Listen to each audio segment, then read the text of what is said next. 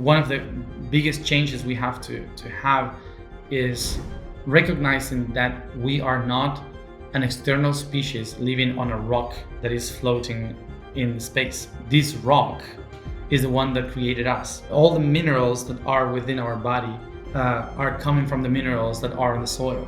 We are not something living on the planet. That's the main shift we have to have. We are the planet. Not taking care of the planet is not taking care of ourselves. So it's not about ecology. it's about self-protection, self-awareness. That's one of the main shifts that even those who wants to defend the planet has to have. And we have to also recognize the planet also created the gazelle and the lion. So there is a balance for many things. And how can you apply the laws of the universe for that balance to be actually in harmony and not creating destruction?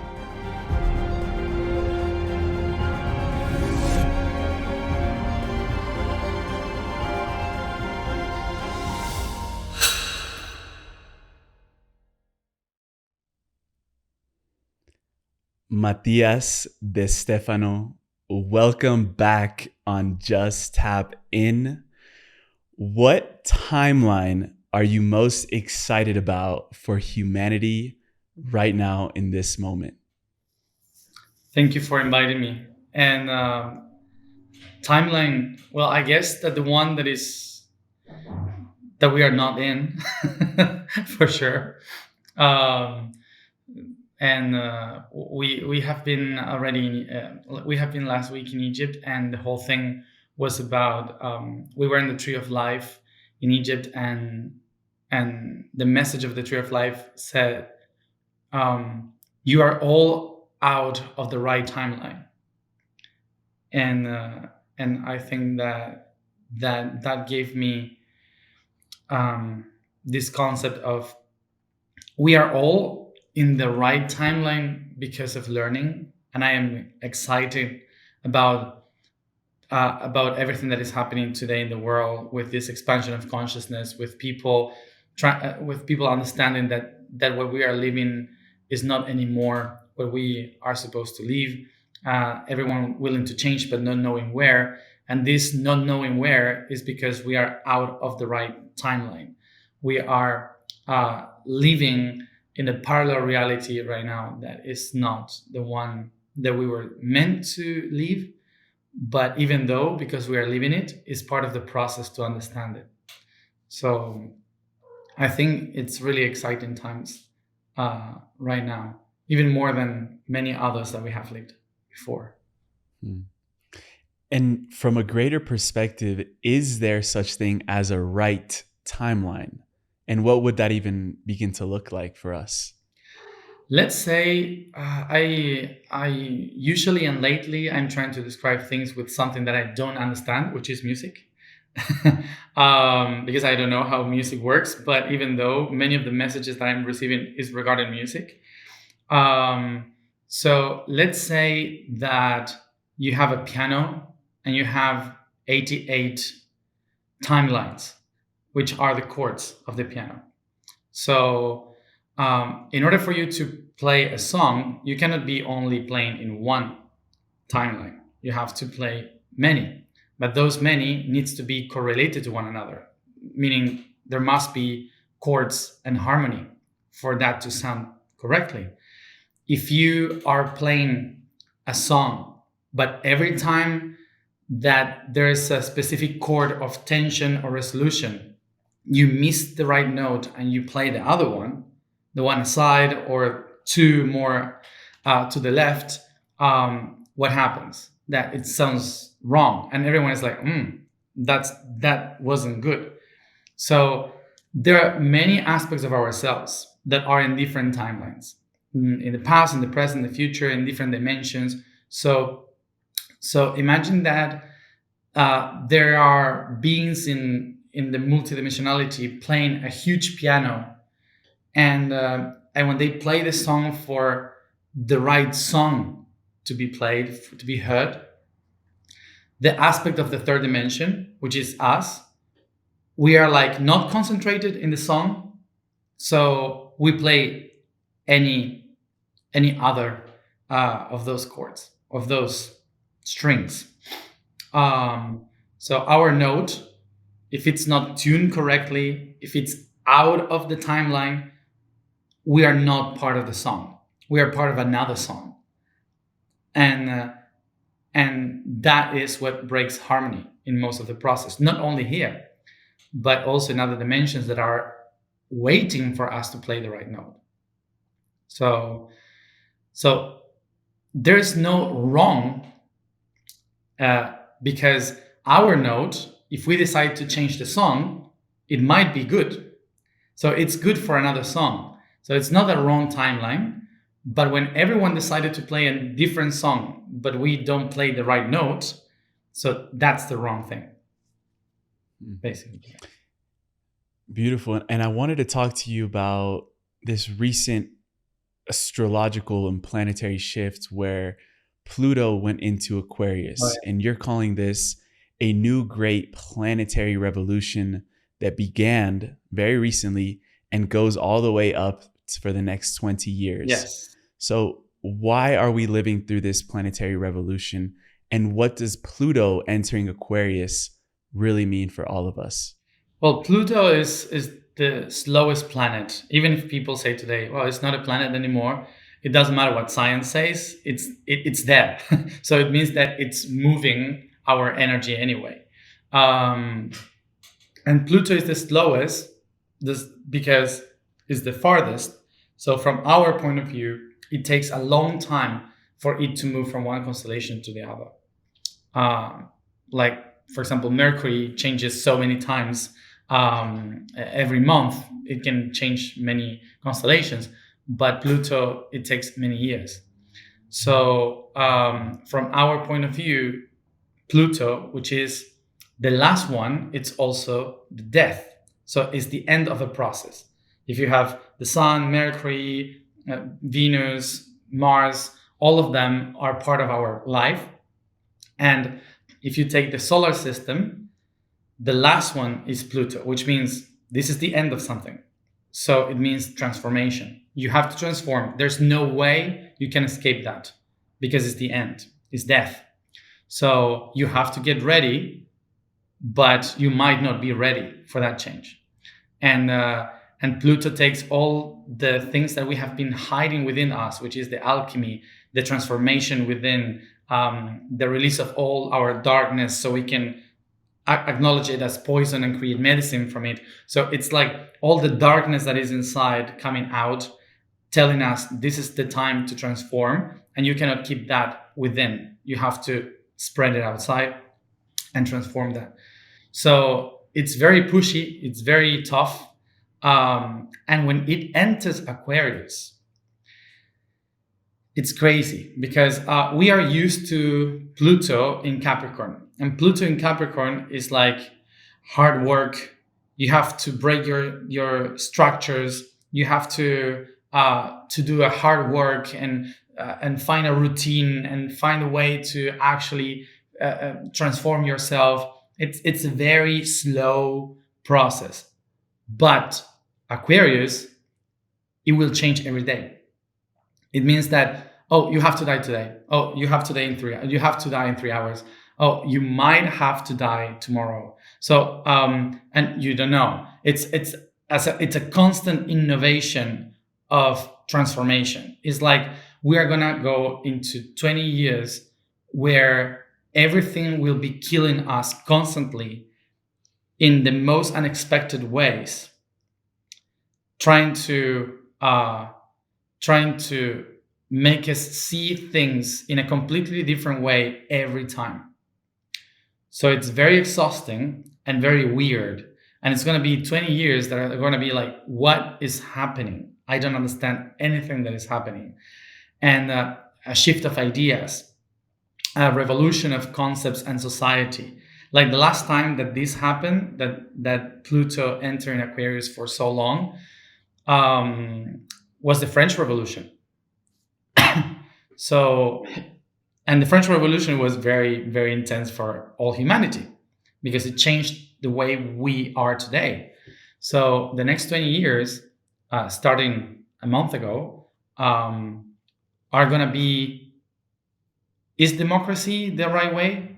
Should we change it to something that never happened before? Should we change our technology in a different way?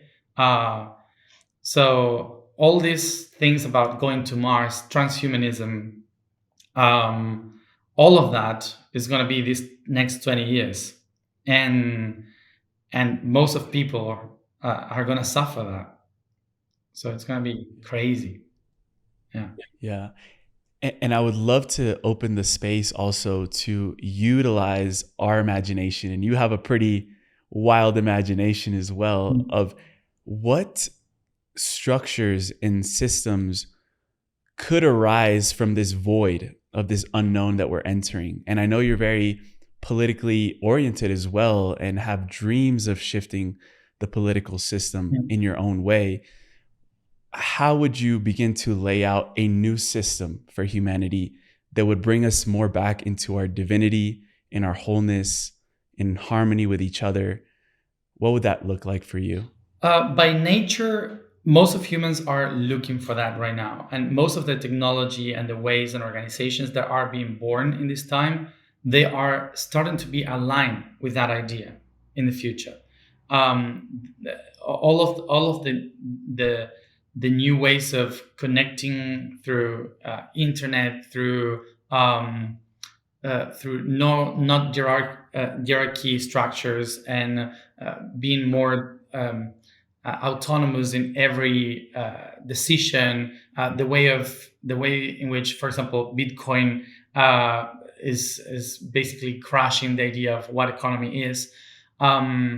So all of that is happening. The thing is that it's not happening because it's what is coming. It's happening because most of the people don't like what have been.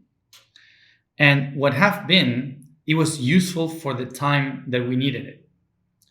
And if we fight against it, it's like trying to fight our parents all the time and complaining about them when they have nourished us to be who we are. So when you honor your parents, you can move on, not when you fight them.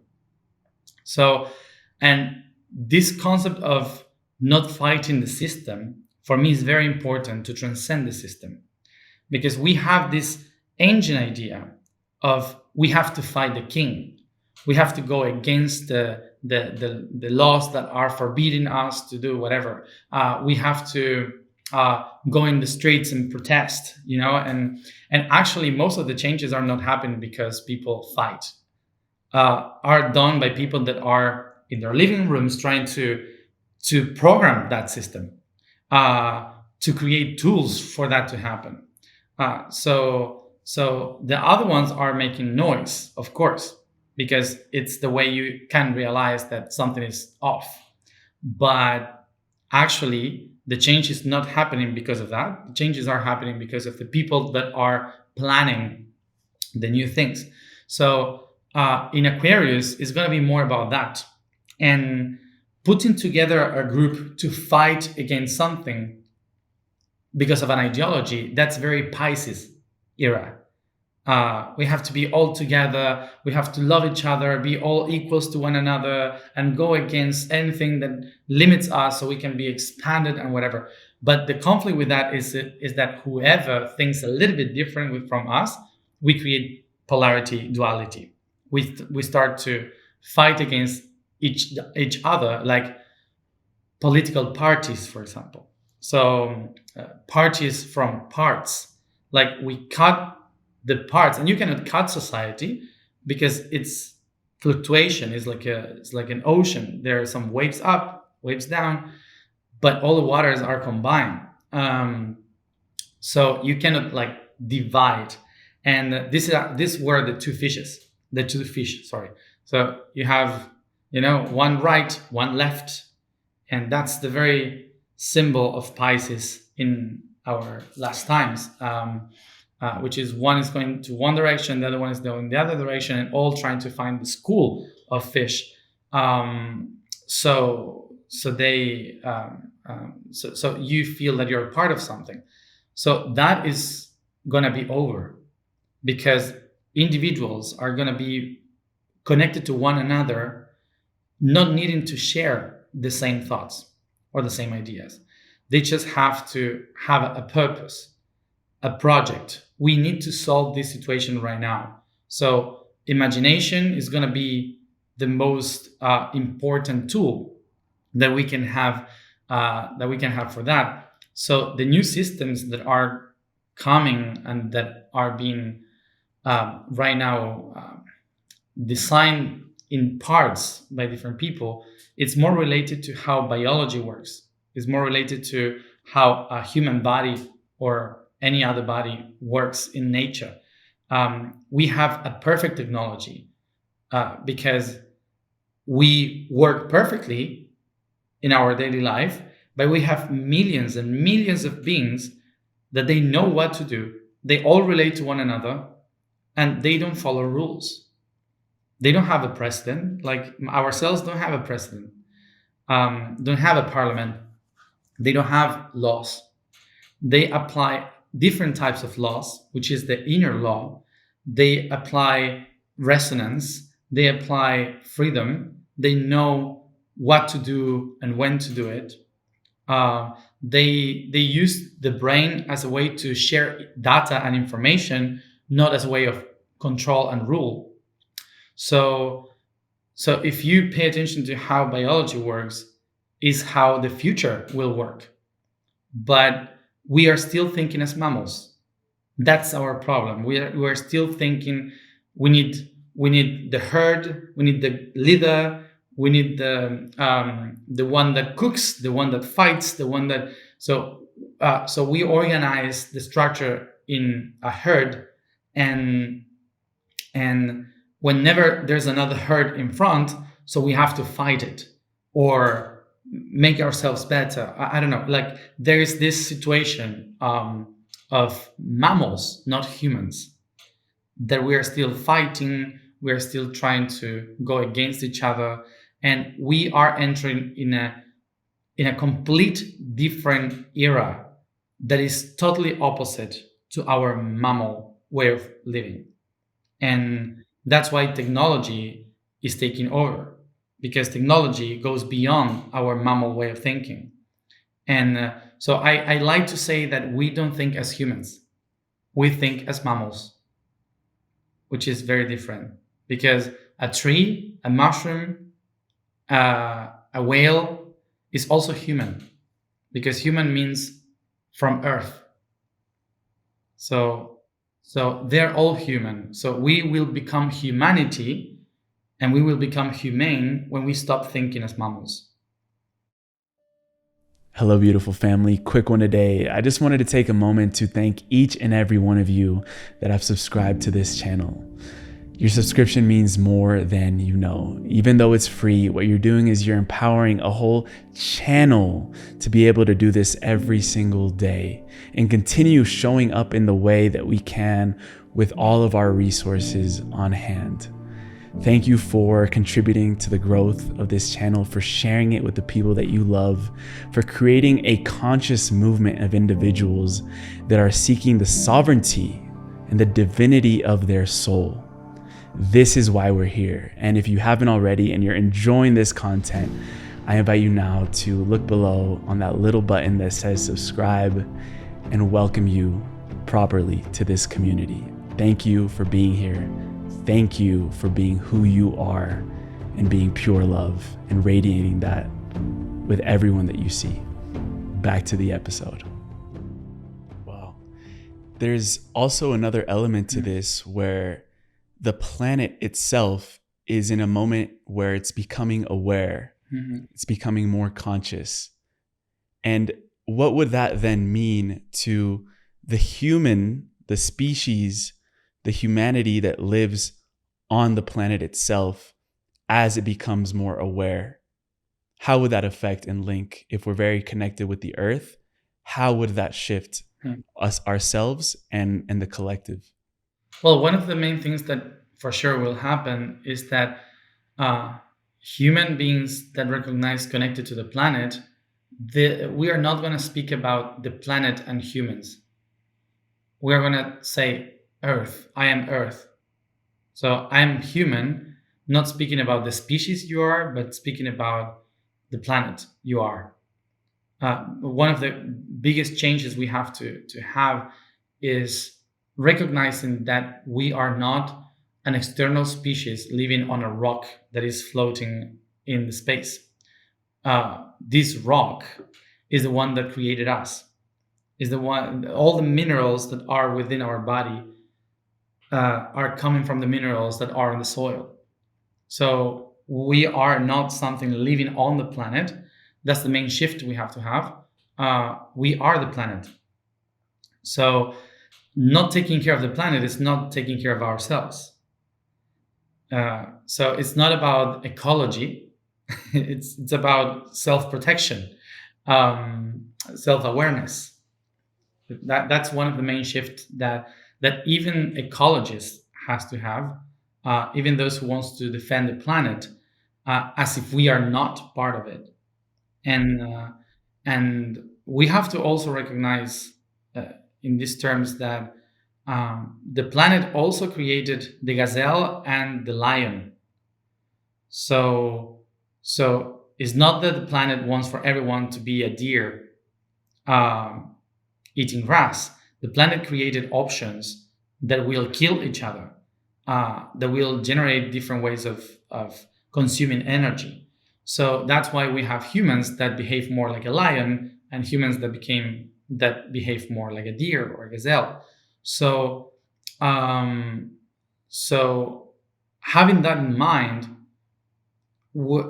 this human idea of trying to make everyone living like one, like a deer and fighting against the lion, it will create so many deers that eventually the forest will die. So there is a balance for many things. The problem is when you have too many deers or too many lions. So it's not about looking for perfection, it's about balance. Most of the things in this planet has balance, and it found different ways to control the unbalanced things. So that's why as much more humans we have, because we don't have we don't have a natural enemy like a lion to kill us, so the planet creates more plagues and more bacteria and viruses. It's like, okay, I will have to compensate this somehow. So regarding how do we become conscious, I don't want for people to confuse conscious with good people. Conscious is not related to being good. Conscious, Morality. morality, exactly. Mm-hmm. Conscious is related to the understanding of the balance of things, and how can you apply the laws of the universe for that balance to be actually in harmony and not creating destruction. So it's completely different to be a good person or bad person, because we are tending to say, oh, a conscious person is a good person and a bad person is unconscious. But actually, it's not related at all with that. Like, most of the good people are unconscious. And why? Because unconscious people are not doing bad things. Unconscious people are just following the others. Unconscious people are following the school of fish. That's what unconscious means. And there's a lot of good people that lives like that. So, and it's not bad. Unconscious energy, unconscious mind is helpful to maintain the energy moving on. Without unconsciousness, there's no energy, there's no movement, there is no things to do. So we all need unconsciousness at certain levels in order to exist. Because if you, with each one of your cells, become conscious, suddenly you are enlightened and you are useless. Basically, like an enlightened being is useless in this third dimension. Is useful in the fifth dimension, useless in the third dimension. So that's why to become fully aware is almost impossible, because you wouldn't be able to be making this podcast. I wouldn't be able to be here speaking.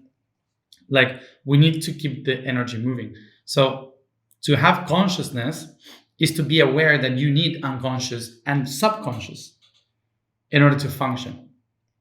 And that's also good. But it's not about being a good person, being in the good morality, because the morality from Saudi Arabia is not the morality from the States.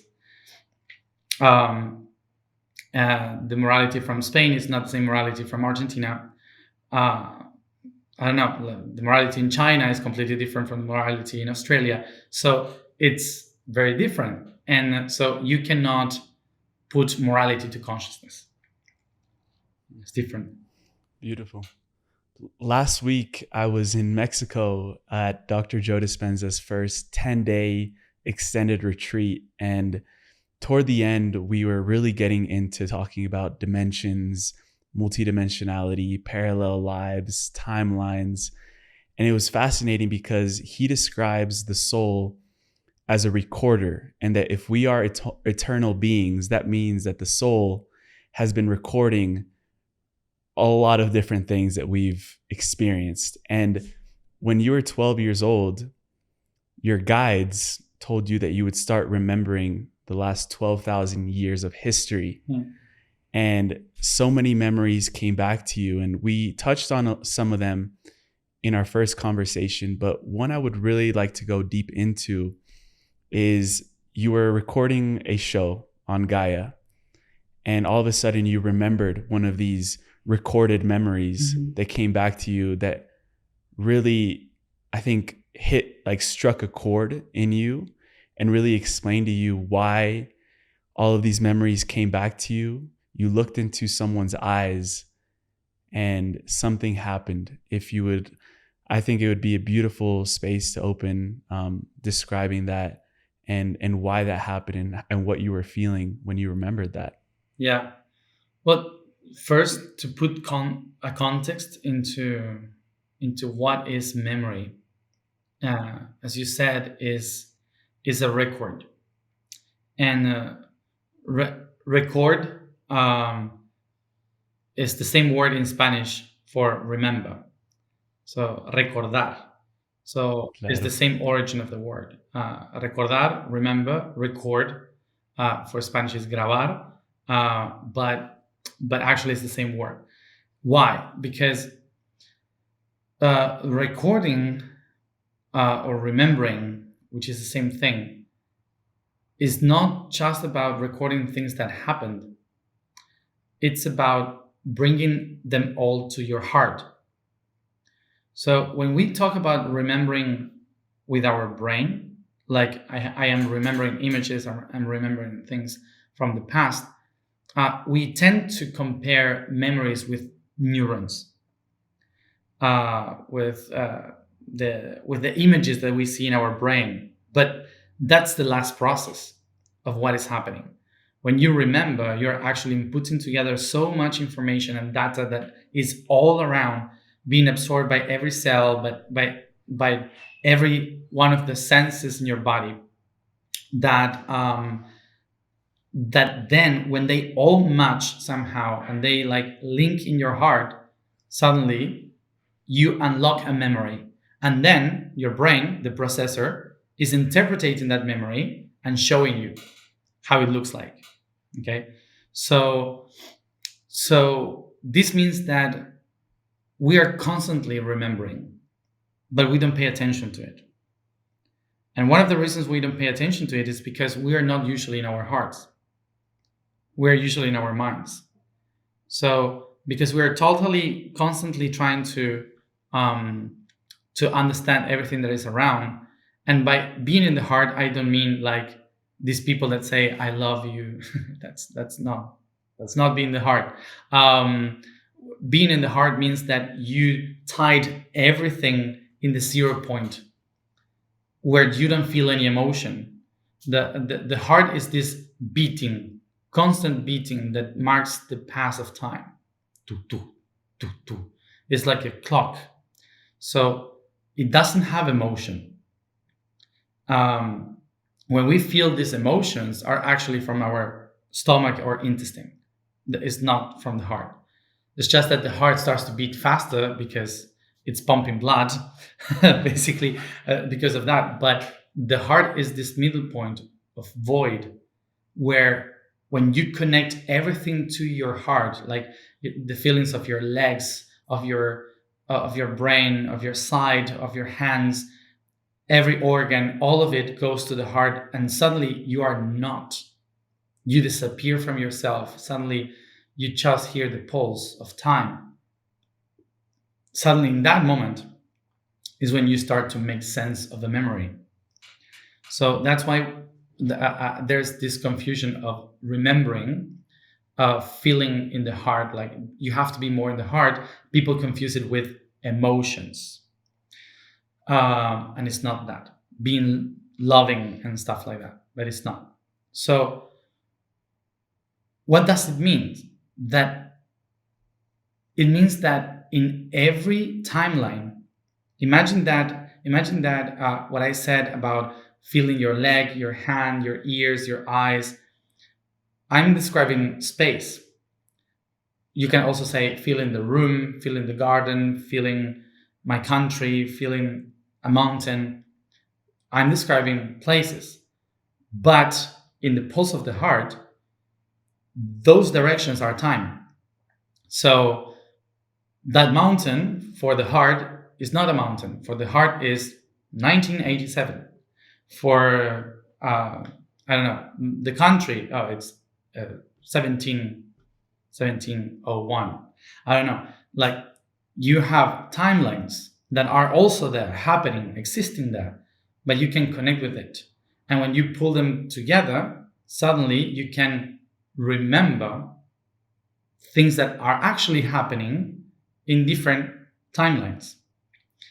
So that's why we can still remember, we can be connected to any timeline, and we can remember everything.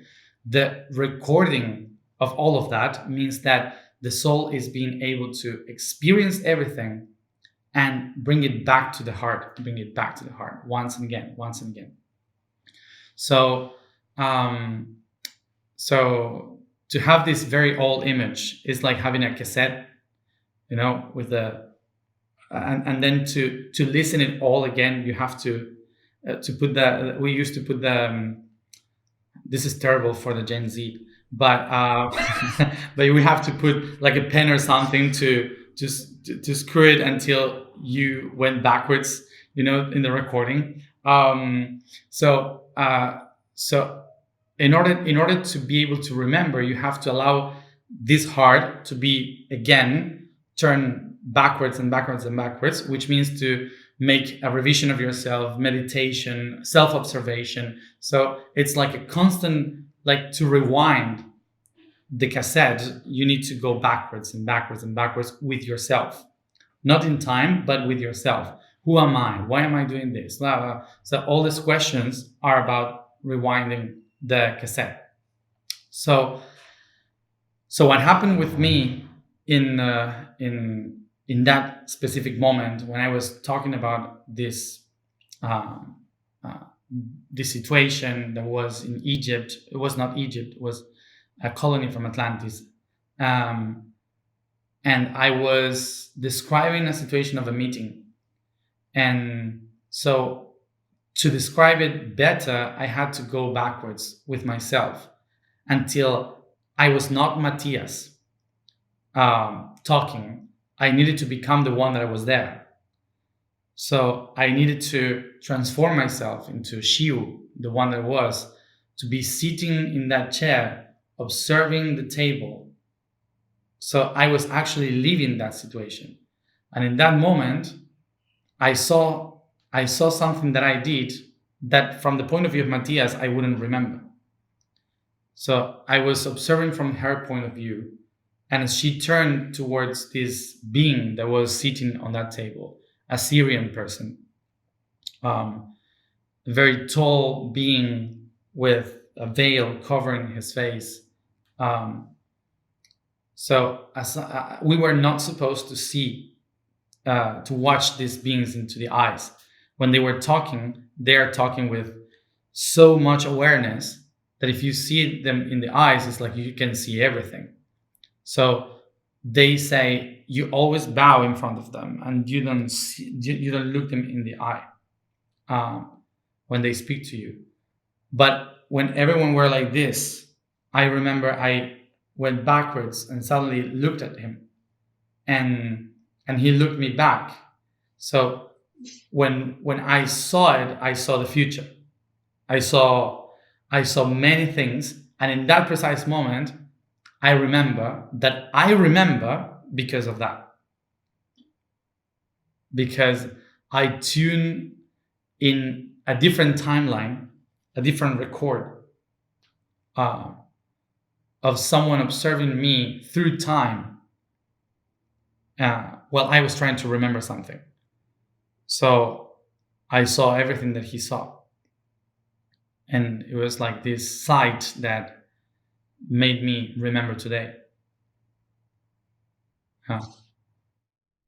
When it comes to the Syrian being, and you said that they have such an expanded awareness, they're probably perceiving reality in a very different way, and probably their neural patterns in their brain work so much differently than where we are now. Mm-hmm.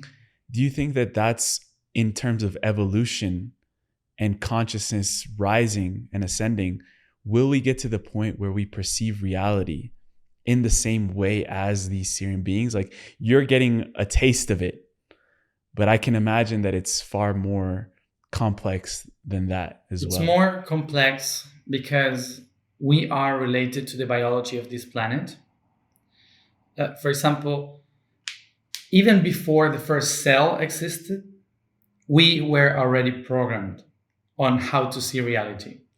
And the reason why we were programmed to see reality in this way is because we have only one sun.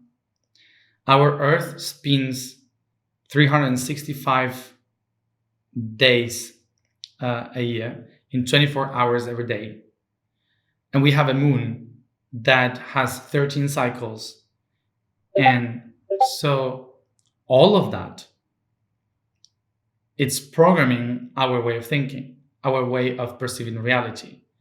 So we were born in a planet, we were programmed for millions and millions and millions of years to understand that there are 12 hours of day, 12 hours of night, that we have duality, that the moon is guiding us during the night, but sometimes it disappears, which means that something new might come that we don't know because it's unseen. And then when the moon is full, it means that, a cycle has been completed. So we program ourselves according to those cycles. So we are not just living on a planet and things happen to us. We are the result of everything that is happening around. The position of the stars, the gravity, so many things. And they are from another world that has 2 suns, that has 5 moons, that the cycles are completely different. So there are more light every day. There's not like night and dark, night and day. So that prepares a being to think completely different, because you have 5 moons, which means that you don't have only one perception of your soul. You have 5 aspects of perception. So it's like having 5 senses in emotions. It's very much complex. So that's why they can feel future, past, and present, and 2 times more. You don't have one God to follow, or one thing that you call unity, because they have one big sun and a tiny one.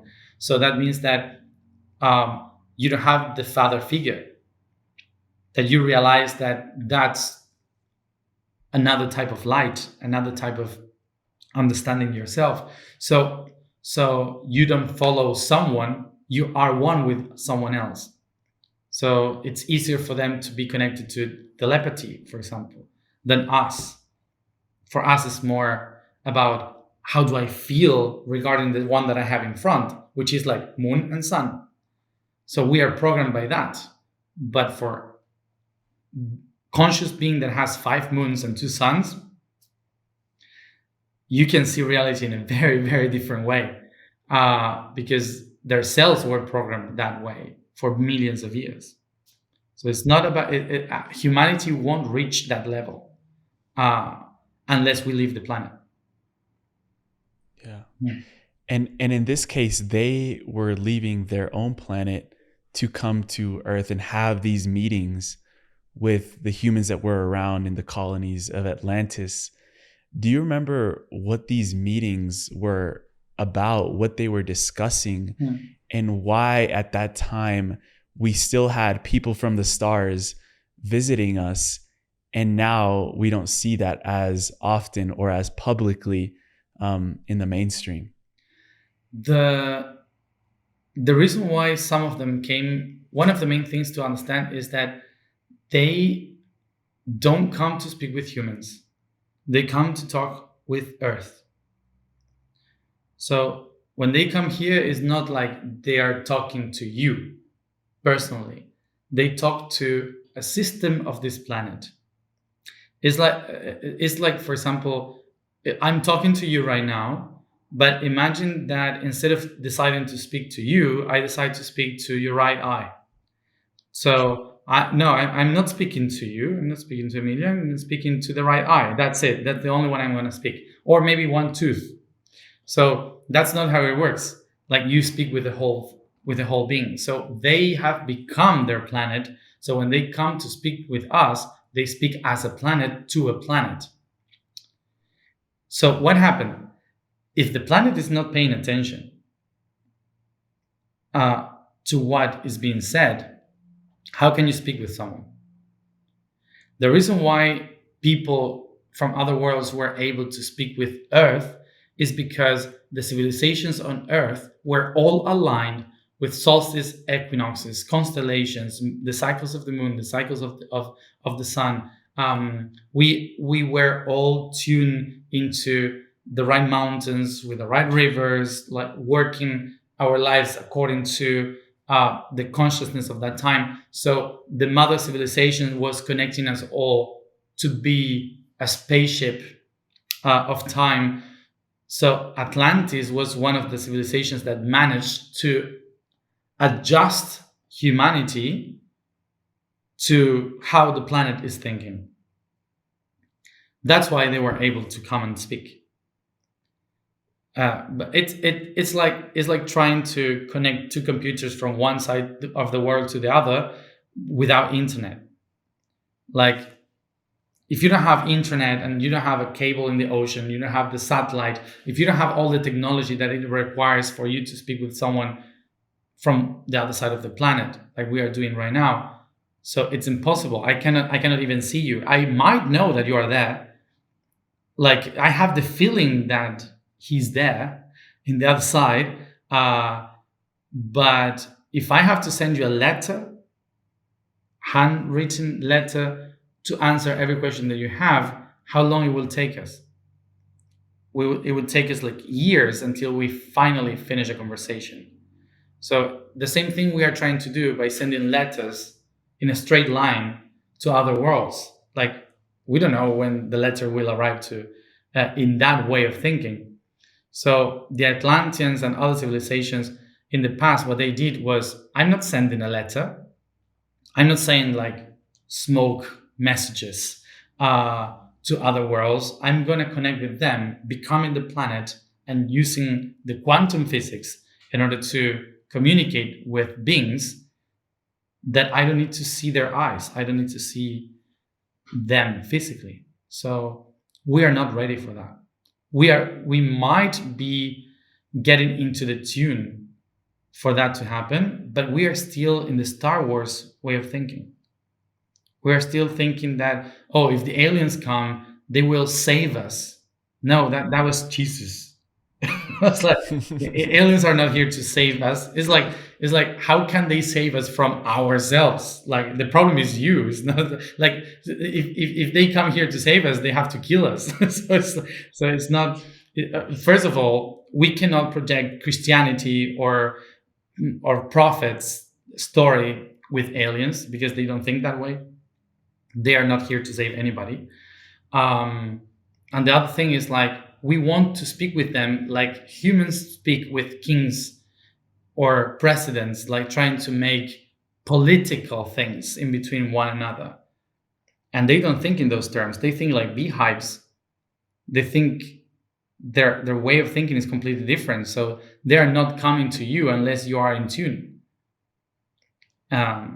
So there's a whole bunch of things in the way of thinking that we project, that humanity, our humanity as a mammal, is the way in which, for sure, other clever civilizations are working too. Like, and it's not how it works. It's not like that.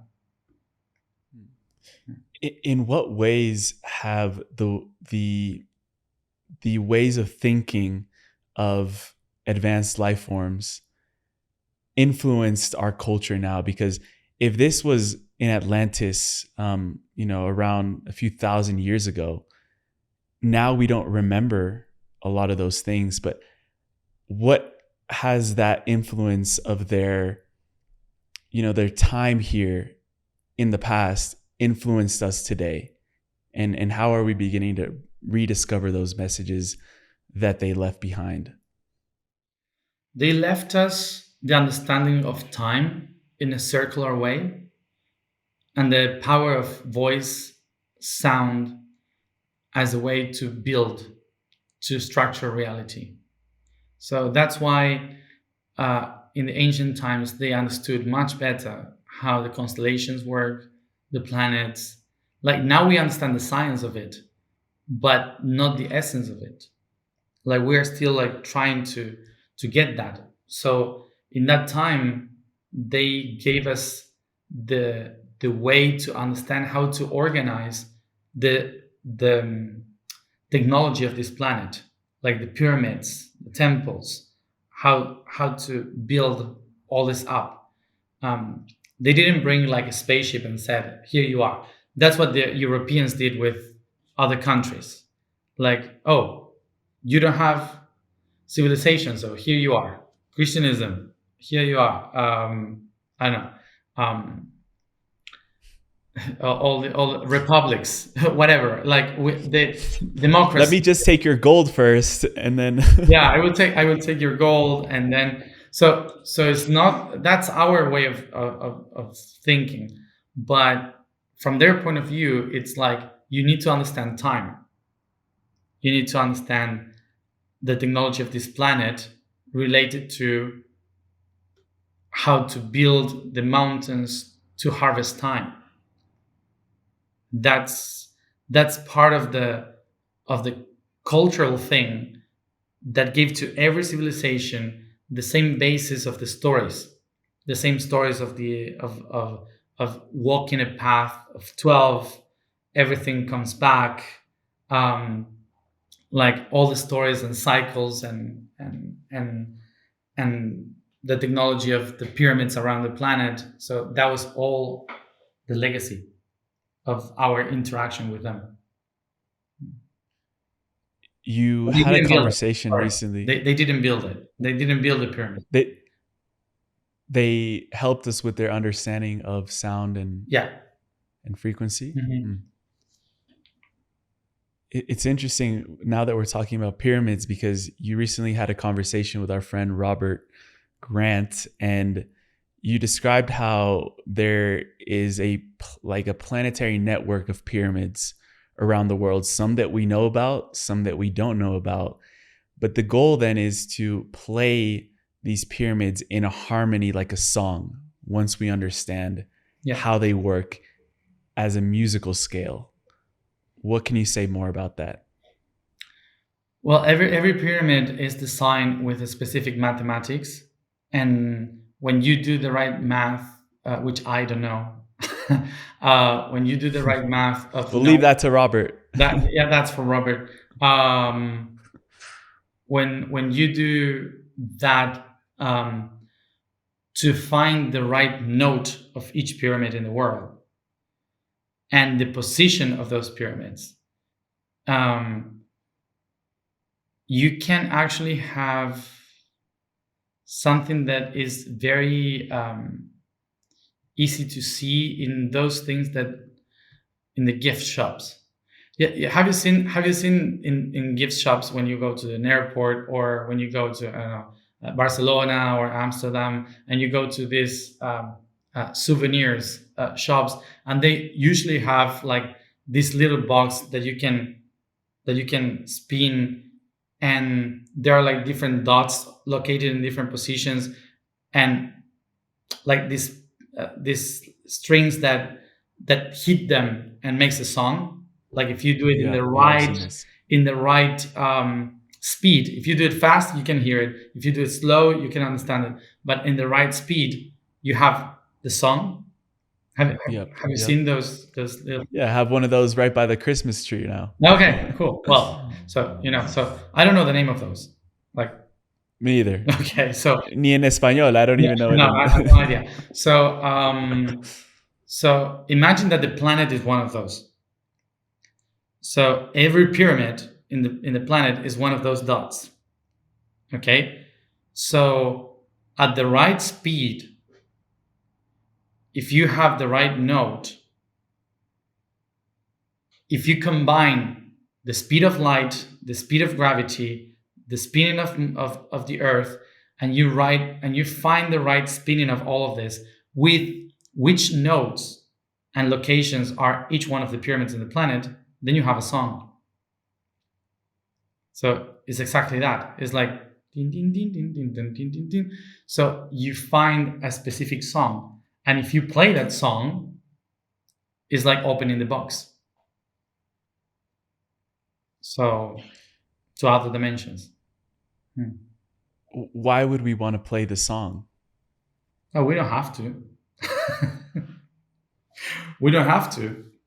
But remember what I just said about there's a whole huge play, an orchestra playing in the universe that we are missing because we are like this stupid guy doing ding ding to the wrong note. so everyone is waiting, like in the orchestra, like the piano guy, the guitar, the sitar, the harp, everyone is playing their song, and every now and then this silly guy, the earth guy, plays the wrong notes. So everyone's like, oh, here it comes again. It's like right now we are in the orchestra. Right now we are the guy with the triangle. So you don't want to be that guy. you don't want to be that guy. No, just kidding. Just kidding. Guy. I'm sorry. I was that guy. Okay, you were that guy. Okay, I didn't even play that. So so we are the guy with the triangle, but we don't know how to play correctly. so that would be us right now. So so the question is, do we want to play it right? Do we want to play that song? If we play that song, suddenly we can see the orchestra. If we don't know how to play it, we are just seeing this little triangle. Yeah. I would love to bring it within for a moment, because several of your memories ago, you remembered being a woman walking the initiatic path in the land of Chem. Mm-hmm. And I feel like that is a tradition that we've lost in modern society, of initiations and walking initiatic journeys.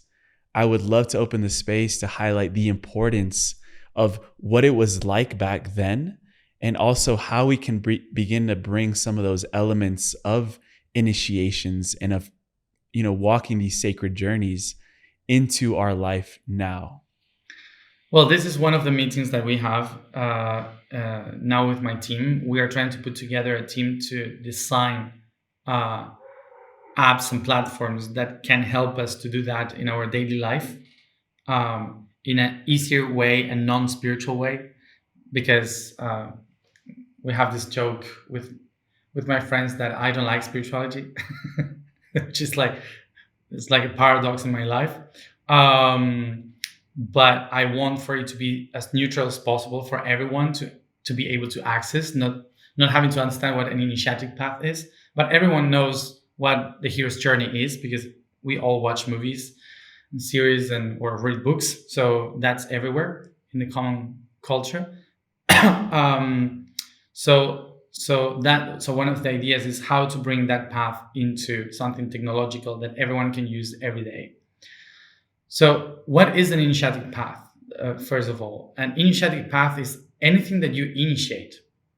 So maybe you say tomorrow, you know what, I want to learn how to paint. So that's your initiatic path. It's part of your initiatic path to learn about the colors, about I don't know, like the canvas and how does it work and so on. So anything that you say, I will begin something new that I have never done before, or I'm going to do something that I used to do, but I need to do it in a different way. So that's an initiatic path. And the thing is that we tend to do that constantly all the time. But what we don't realize is that there is a mathematics, a structure, a geometry in which you can do that. So you can take more benefit from it. Because otherwise we are just like randomly doing things, and sometimes it takes years or crisis or chaos because we are not getting in which state of that initiatic path we are. So in ancient Egypt, what people did was to create, we call it sut. Sut was, and sut and swut.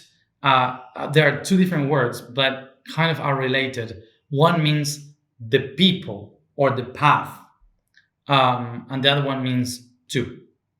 So it means swut means two, which means two sides of a river. You have two sides of a river. So you have to learn how to weave it and to cross from one side to the other until you understand both positions of your own self. One is death, the other one is life. One is night, the other one is day. So you have to be in every position of the initiatic path until you connect everything as one. So you have the Trinity, the river in the center, and the two, the polarity. So that's Hermes stuff. Okay, so with the two snakes and the stuff, which is caduceus. Yeah. So that perception is swut. So svuti is the ability to walk the Trinity, to walk by the two path in order to find the third, to find the balance in the third. So we had to go through that. And what people did in that time was to create temples or holy places in each one of the nodes of that path. And along that path, people used to live. Some people used to live in one region, some people in the other region. So that's why we also called the people or the country Sut. So it means that in order to do the whole thing, you have to acknowledge and know all the people, something like that. So those who we had to walk that path, those who were doing the initiatic path, we needed to destroy ourselves by reconstructing ourselves constantly. So we needed to make some questions. Like, for example, the first question that you have to do is, who am I? And you cannot move on until you transform and answer all the possible answers to who am I. It's not like, oh, I am Matias. I am the son of this and this. No. So first of all, the first question is, who am I? Well, I am Matias. But then you realize, who is Matias? So you have to deconstruct who is Matias until Matias doesn't exist anymore. And then you say, I'm just a result of my parents. So who am I related to my parents? Who am I related to? My friends? Who am I related to? My family? Who am I related to? So you deconstruct every who am I. And once you have the answer to all of that, then you can move on to the next one. What do I have? And so it's a very long path, a very long path of questioning yourself, but you can do it easily because we have 12 months in a year. So those 12 months are related to the 12 questions. And every constellation is the path that you have to take in order to answer those questions. So the first month of the year, Aries, with the equinox, that first month is the one that is asking, who am I? So, and it ends again in who am I? So in Pisces, it ends in my belief. I believe. What do I believe is the last one. But then that belief becomes again in who am I?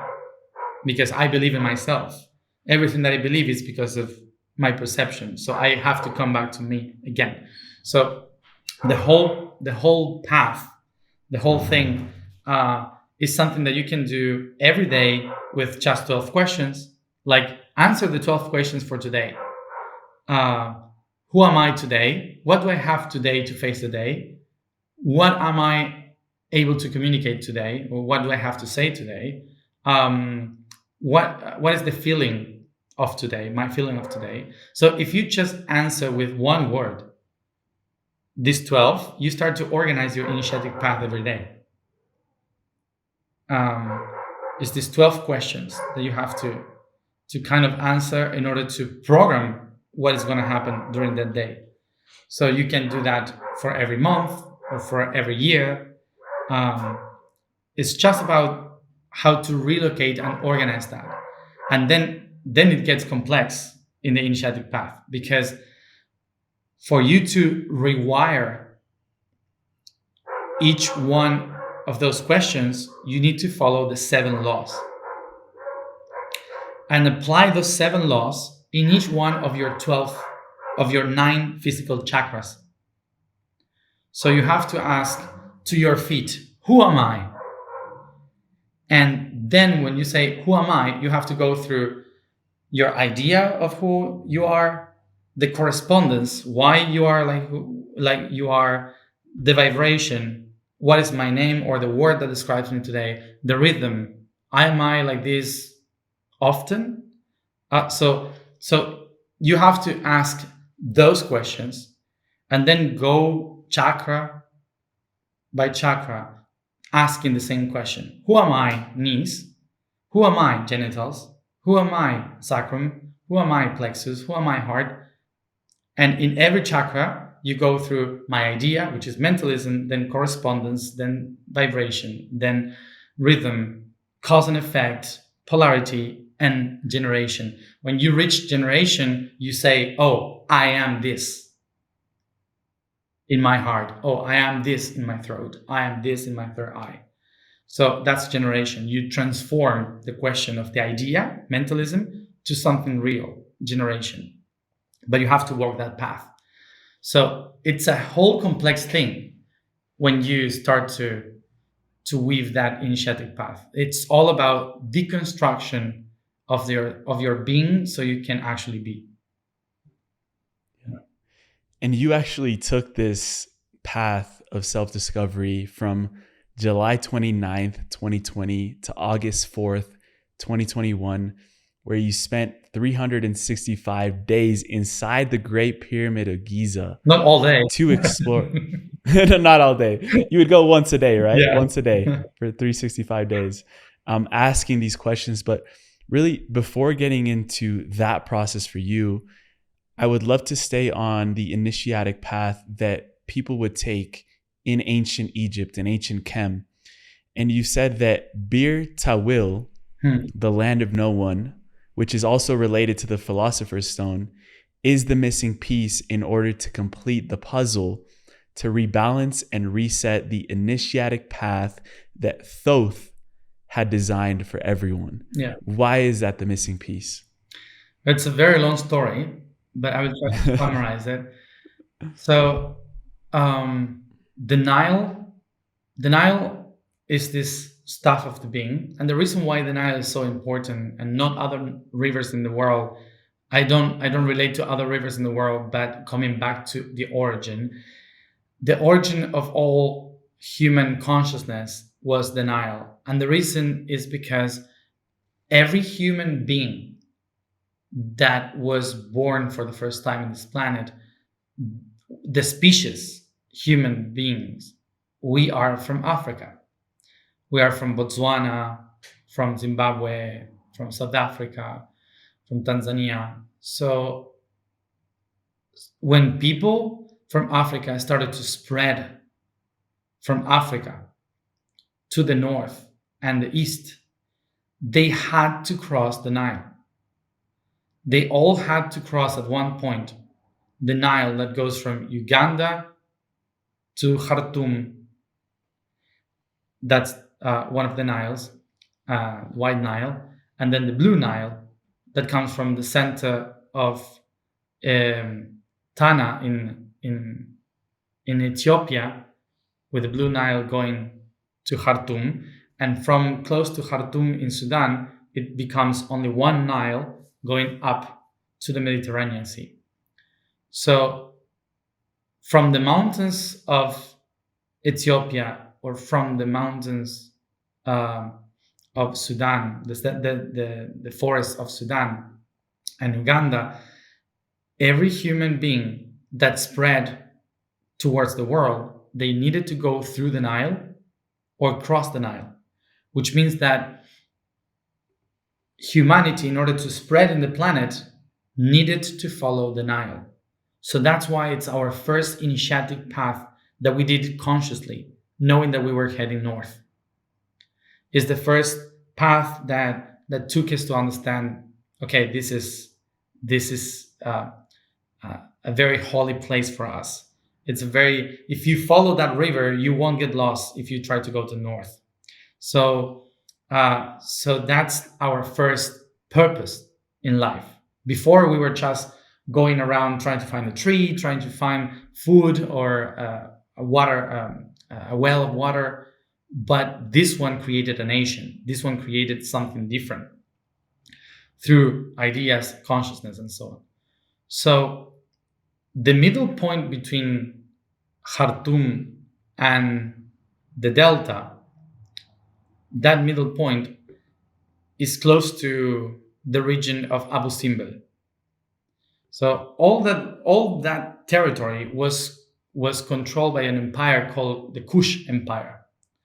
So the Kushites, they were like before the Egyptians, one of the cultures that came from Ethiopia following the Blue Nile, and they spread all around Sudan and Egypt. And the empire of the Kushite Empire, was the keeper of the Ark of the Covenant, were the keepers of ancient wisdom and information. So there are many stories about the Kushite, and the middle of that territory is Bir Tawil. So that region, when the Egyptians took over, the Kushite left, and all of that happened. So that territory kept a territory that is sacred, because it's the middle point between Khartoum and the Delta. So it's like the middle point of the one Nile that represents from the root chakra to the crown chakra. Okay, so you have like the two legs, which is Blue Nile and White Nile, and they both get together in the center in Khartoum to ignite the being. So the middle point of all of that is that territory. What happened? That during the British Empire, the British divided the territory of the Nile in two, creating Sudan and Egypt in the latitude 22. But when they did it, they commit a mistake because the limits were 22 latitude, but a little part of Egypt was down and then a curve up of Sudan. But when they cut it in half, they left a little piece of Egypt inside Sudan and a piece of Sudan inside of Egypt. Since then, Sudan claims that territory. They say that territory called Halaib, this is ours. And Egypt says, no, according to the constitution, this is mine. You can keep the tiny one, which is called Bir Tawil. And the Sudanese, they say, no, we don't want Bir Tawil. We want the actual one, the one that belongs to us, that is bigger and has gold. So nor Egypt nor Sudan wants Bir Tawil. And it's a territory that doesn't belong to any country. International laws doesn't apply. It's We'll take it. We'll take it. it's a place of no one. But there are 3 tribes that they cross as nomads, and they consider that their territory, even if it doesn't belong to Egypt or Sudan. The Ababda people, the Bashariya, and the Bija people, they cross constantly that territory. And it's very dangerous, like very, very dangerous, because there's no law. So, and it's very difficult to go. Like, actually, it's very complicated to go. It could be very dangerous for people to actually go there. But it's not about going there and creating a country there. It's about the concept, the philosophical concept. The shape of the country, the shape of the territory is this philosopher triangle. And and it's the missing piece of the puzzle of humanity. It's like if you have the puzzle of all the maps of the world, well, there's something that is not there. There's like a void there. So if there's a void, it means that in that crack, you can actually download something new. You don't have to fight against constitutions or stuff like that to create something completely new. You can create a new nation, a new state. And so this idea is like the inspiration that I had regarding a new state of consciousness, where you don't have to actually, you can build something online being anchored there. You don't have to actually go and live in the territory. You can today have a nation worldwide spread. So the thing is that philosophically, that story means there's something missing in the origin. There's something that was broken in the origin of humanity. The being cannot be fully in because there's a little missing piece of the puzzle of the Nile, of the puzzle of our history that keeps us looking for something, which is the Garden of Eden. So the concept of the Garden of Eden as the sin, as the conflict, as being expelled from the land of this heaven on earth, so towards the desert. So all of those stories are compelled in that territory. And so if we manage to use it somehow, we can start repairing history. So it's a symbolical thing of how the Philosopher's Stone, becoming a territory by itself, a state of consciousness, can put everyone together into the creation of a new society, of a new philosophy, of a new way in the crack of time and space. Yeah. Let's claim it. Well, yeah, that's one of the things that we Vamos. You mentioned a few times throughout the conversation, or we scattered it throughout, about the concept of gold and why it was so meaningful today. But what is the true ancient story of gold and why it's such a revered mineral around the world and to humanity? Well, of course, gold is, it doesn't get rusty. So it's one of the most precious minerals that keeps on going the same forever. So that of course called the attention to many ancient people to understand how can you live forever? How can you not get rusty and old and die? Uh, so gold became this example of eternity. Gold became the example of the power of the divine on earth, something that is eternal, that doesn't change, that doesn't get rotten and rusty.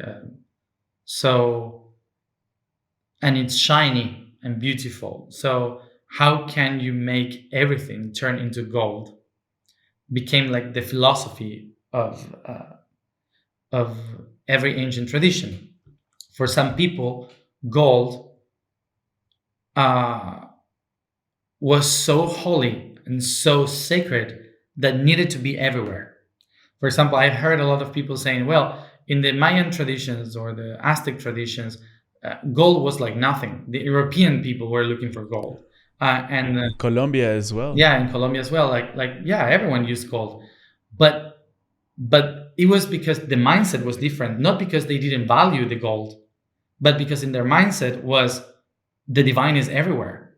We cannot hold the divine. The divine should be there. We have to use it all the time. It has to be a common exchange for everybody, and you shouldn't keep it because it's like keeping God in a box, you know. So God should be everywhere, and that's a different way of seeing it. It's not like, oh yeah, no, for the Indo-American traditions, gold was nothing. No, it was very important, but not economically. It was important spiritually. The same thing for Egypt and Mesopotamia. So for Egypt and Mesopotamia, gold was so important that everyone had stuff made of gold, the same as every American tradition.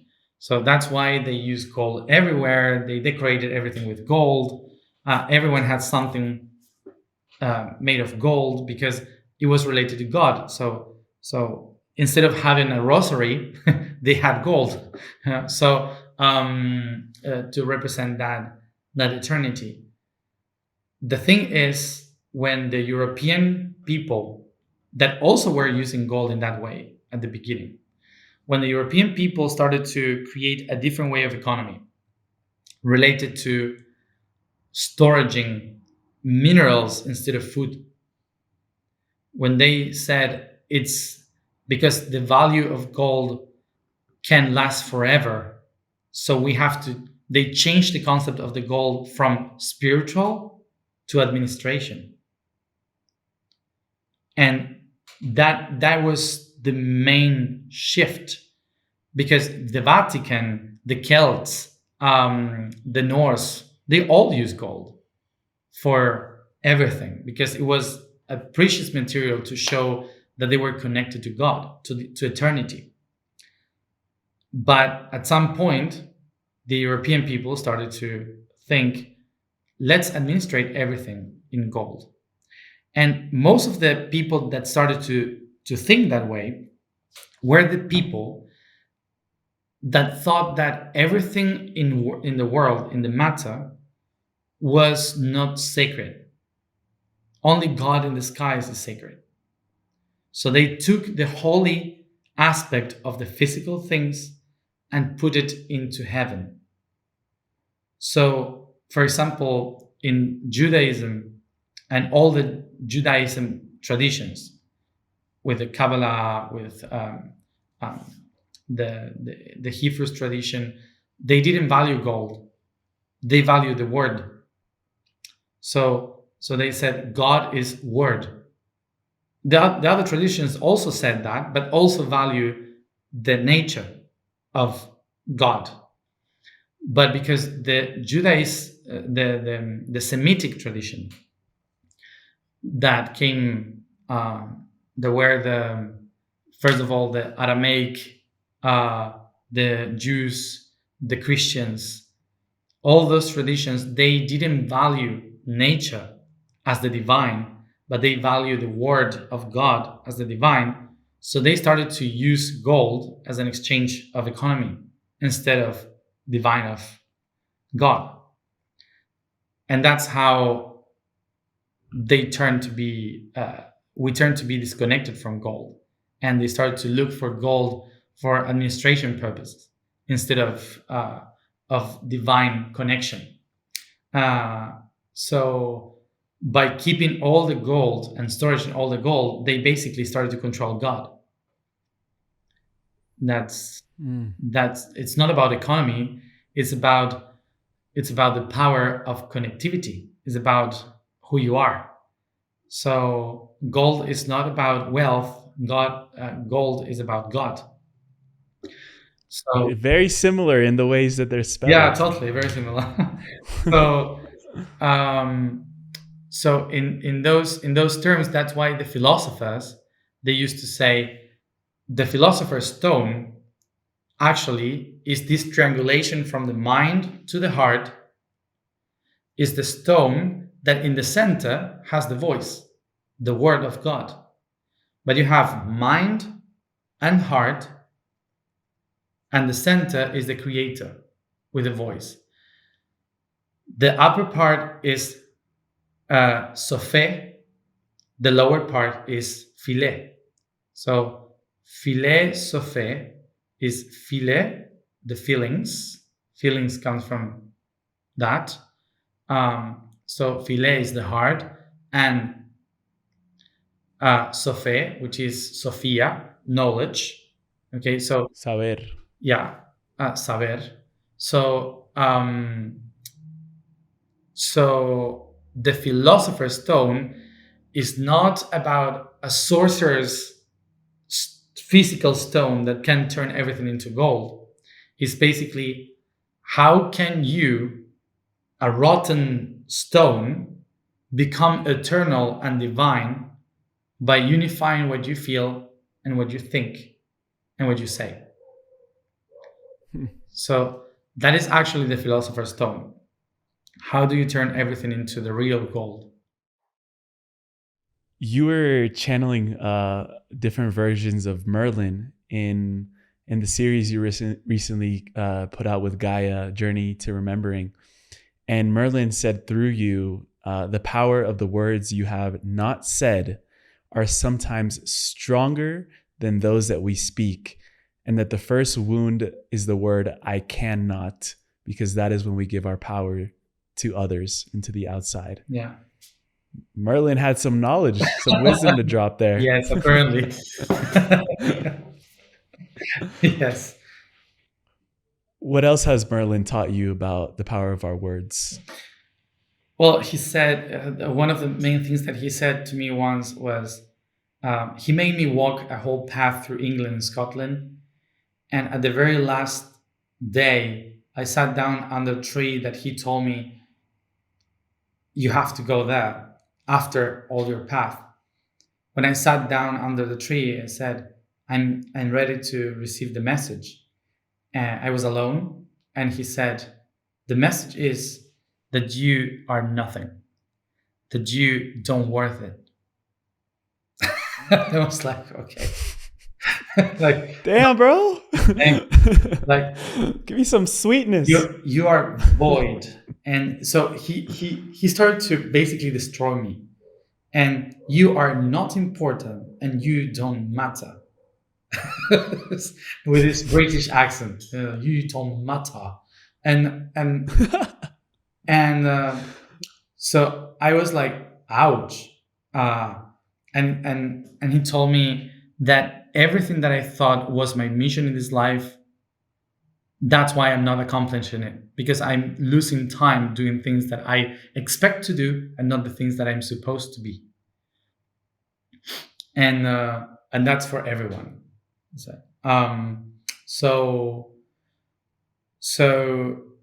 for me, that was one of the most powerful things that he told me, because that led me to the I am. Because I started to wonder, what am I? So who am I? And if I'm nothing, then what is me? And that thing, because I was actually trying to present a project for ontocracy in Sweden. In Stockholm, I was about to go there to this foundation and present the project and say I want to organize this app for a new social system. And I was so concerned on changing politics in the planet. So he said, "You're wrong. You're not doing it right." I said, when you think that the problem is politics in this planet, you don't get it. And I said, why? I said, because politics come from polis. Polis is a city. A city cannot exist without the people. The people is the one that shapes politics. The way of thinking and the culture of those peoples are the way of thinking. So you cannot change politics without changing the people. And the culture. And the culture. So how can you cultivate new people? Well, first of all, you have to let that people know that they are not what they are supposed to be. And how do you do that? By questioning who they are. So you cannot change politics, because politics is just the last line of a very long process of building people that don't know who they are. So the question is, who are you? Who am I? And from there, you can change everything. And that's what Merlin told me. And that's why I started the I Am project. Yeah. And then you went to Egypt. I went to Egypt. And yeah. And I question myself every day, and I destroy my beliefs every day, and until I kind of got a little bit of an idea of how to do it. Yeah. And these conversations that you had in the pyramid between, let's say, your ego, Matias self, and the I Am presence, you put these now into books, which is beautiful. Yeah. And we'll send people to go find those books on Amazon and wherever else you're putting them out there. But just to begin wrapping up and telling that story of while you were there for 365 days, what is your greatest understanding of I Am in this moment? Well, I understood from the I Am that whatever I do, if I don't feel that I can smile in the void of what I'm doing, like I'm not in the right center. Like, meaning, if I'm desperate of accomplishing something and I put too much energy in the outside instead of just allowing the void to take all away from me, and I'm still smiling, so I'm not in the I Am. So every time that I desperate myself into, but I have to do this, it's like I'm not in the I Am. And I learned that. That every time that we try something harder than we're supposed to is because we are trying to be something that we are not. That's basically what I got. And when you go back to the center, everything starts to work, and it happens. So that's why I by nature and by my system, I worry, of course, because I'm like rising Capricorn, so I want to have everything organized, and I have to work, and it's always like, oh, I didn't do it right, and I suffer. That's my program, that's my design, and that's why also I honor, because that's what made me do everything that I did. But at the same time, what I got from the I Am was that doesn't actually matter. It's just a program, and you don't have to release that program, but you should never forget that it is. And that's the beauty of it, because sometimes we try to, okay, that's my program, so I have to release my program so I can be free. No. It's like summer is here, so you threw away all the winter clothes. It's like, no, I'm gonna throw away all the winter clothes because summer is here. Yeah, but winter is coming later. So you're gonna need it. You're gonna need it. So of course now it's hot. You shouldn't wear like a like a code in summer, but eventually you will need the code. So it's not about releasing all that. It's about to acknowledging it and knowing that it's a tool, that is not you. So that was my biggest insight from the whole thing, I believe. Yeah. Yeah. And in the spirit of the Just Happen podcast, we end every show with a segment called The Final Trio, which are little questions that we ask at the end. Before that, I would just love to give you the space to send people where to connect with you, all your projects, and anything that you have going on right now that's on your heart to share with everyone. Well, my projects are going to be shared and are being shared in my Instagram, because in Instagram, in my own Matías De Stefano, you can find the link tree to everything that I'm doing and every project. And of course, everything that I do every day, we're posting it there. So I would say that, because I'm not sure that the websites are updated. So we'll just include everything, yeah, and people can find you. yeah, totally. So Instagram includes everything in Linktree on the top. So yeah, so in this year we are publishing all the books that I wrote in Egypt. So it's 12 books, one every month. So we were like, I said I have to do it this year. So everyone hated me here, but we did it. Yeah. Why this year? Why was it so important to get it out this year? Because 2025, it's the bridge to the next task. So I don't want for everyone to lose energy in the books. When the next years, we need for people to be reading those books and aligning with information of the books. So they needed to be done before 2025. Yeah, so we can start. Yeah. Awesome. So for the final trio, we'll ask you, and we'll ask the dog as well. The dog wants to be part of the conversation. Yeah, there are 5 dogs. My mom's dogs, so they're there. I love it. The first question I have for you is, what is the next task for humanity right now? The next task for humanity right now? Think more about what consciousness is. And the reason why is because I see everyone is desperate, and I was myself desperate about technology and everything that is happening now. We're going too fast and it's going to be terrible. So I think that instead of judging the tools that we are creating, we have to judge our consciousness. So that's the main task that we have today. Rethink about what consciousness is, so we can live in harmony with everything that is coming. In one sentence, what is consciousness? Is the ability to make sense of the missing parts and the disconnected aspects of the self. What is one thing that you experience that you wish all people experienced? To die in life. This beautiful feeling of letting everything go and forgetting who you are.